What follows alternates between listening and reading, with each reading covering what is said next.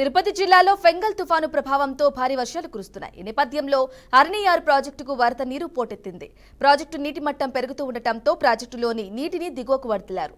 Project పూర్తి సామర్థ్యం 31 అడుగులు కాగా ప్రస్తుత నీటి మట్టం 27.5 అడుగులకు చేరింది. దీంతో అధికారుల సూచనల మేరకు 4 ప్రధాన గేట్లలోని ఒక గేటును అర అడుగు మేర ఎత్తి 500 క్యూసెక్ల నీటిని దిగువకు విడుదల చేశారు. పైనుంచి వస్తున్న వరద నీరు అంచనా ప్రకారం విడతల వారీగా దిగువకు వదులుతున్నట్లు అధికారులు తెలిపారు. రైతులు కానీ మత్స్య కార్మికులు కానీ అలాగనే వ్యాపారస్తులు కానీ తమిళనాడు వాసుల వరకు కూడా అందరూ కూడా రైతులు సంతోషంగా ఉన్నారు. చాలా సంతోషం.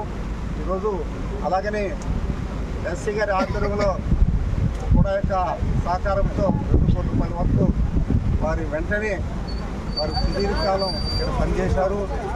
ఇంకా 4 నెలలు మాత్రం రిటర్న్ కావడానికి ఇంతలోగా ఆ బోట్ తయారు చేసి వారి ద్వారానే ప్రారంభం చేయాలని ఈ విధానం మనం చేసుకుంటున్నాను. జిల్లా కలెక్టర్ కానీ ఎస్పీ గారు నిన్న కూడా ఎస్పీ గారు సందర్శించారు.